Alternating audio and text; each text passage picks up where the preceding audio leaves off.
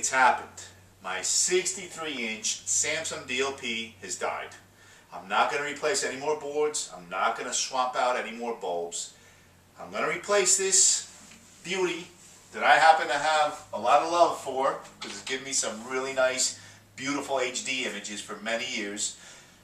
But I'm bringing in the new, a nice 70-inch LED by Sharp. So I'm going to take you step by step as we transform this wall with a beautiful ultra flat screen LED, and we'll do all the connections behind the walls. Now the things you got to look out for are things like piping, because I have a laundry room on the other side and I know there's copper tubing somewhere in that wall, but we'll take you step by step. So stay tuned. You're going to see some cool things happen in my own home. So aside from finding a ton of dust, and also Guitar Hero 2 that we've been missing for about 1.5 years now, you get all the old cables. I mean, I'm sure everybody here shares that in somewhere in their house, where you find the old, RCA connections, which we don't use, an old DVD and VHS, a Yamaha receiver, of which used to be at one day the top of the line, and I can't even use it anymore. So out with the old, in with the new. I'm going to clean all this out. I'm going to get rid of all these cables, and you're going to see something new happen here. So like any boy with new toy, I had to connect it right away, even though my goal is to get this TV mounted on the wall. But awesome TV. We're streaming some HD right now in some of the 1080 channels from my Samsung box to the big screen. Now the thing is, you got to really stream the high definition channels. If not, you won't appreciate the image. But some of the benefits and features of this TV that I love is the Quadron color technology that Sharp has to offer. It's a 70-inch TV. It's really important to get that extra rich feature, to get those color comparisons. You know, you got the Aquos 1080p, smart TV with dual-core processor, Wi-Fi, active 3D. Some really great stuff in this little guy here. So we're going to get her up on a wall, and I'll take you step by step.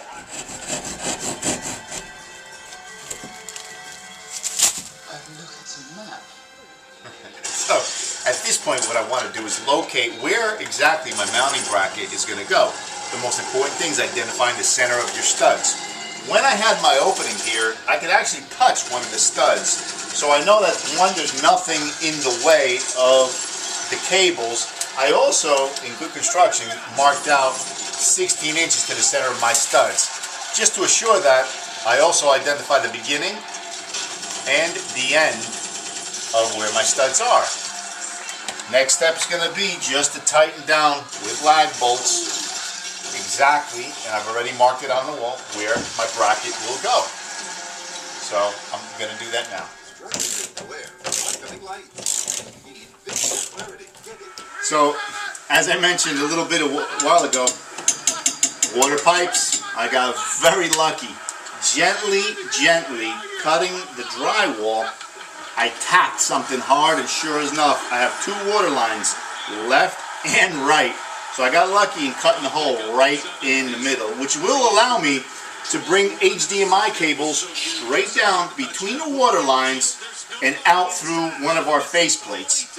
For the component part of the back of this television, I'm using a recessed box by Arlington, and the reason is because you cannot bend. There's not enough space between the back of this flat TV and this wall to bend the component cable. So you need to work with recessed, everything back in the wall, which will allow the component cables to nicely come in, come down the wall, and what we will use is component adapter plugs here, so that whenever you want to play Wii, Xbox, or anything that needs a component cable connection, you plug it right into the wall.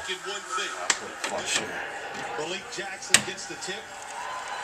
I was going to say New England would kick them more.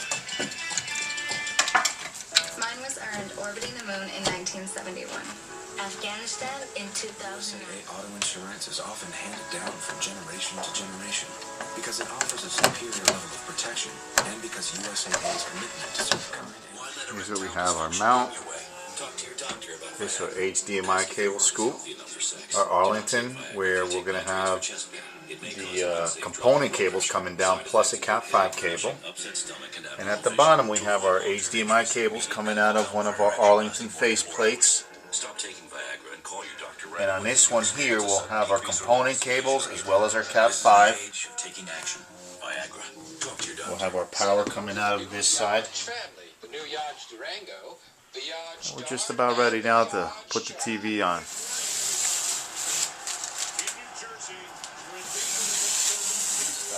So we're ready to mount the TV. Everything's set. Have the component cables connected. HDMI is labeled and connected. And then you can see all the cables. So when we lift this 70-inch monster, we will slide these cables into the wall as we suspend it from the mounting bracket. So it's all complete. It took about 2 people to mount it. It's a little awkward, but the thing is we had a third person helping us feed the cables, the component, HDMI, and the electrical piece down into the wall. As you can see down here, a nice little Arlington faceplate allowing 2 HDMI cables to come out. Here we have our component connections for any games that you want to play. I threw in a Cat 5 cable. Eventually I'll put the jack there in place. And we have our electrical. Everything will be connected to a surge protector because it is very important to protect your investment. But as you can see right now, we are streaming 1080p.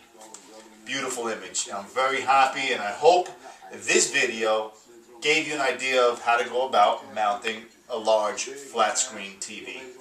Thanks, and keep watching. Follow us on Facebook, Twitter, YouTube. Make the connection.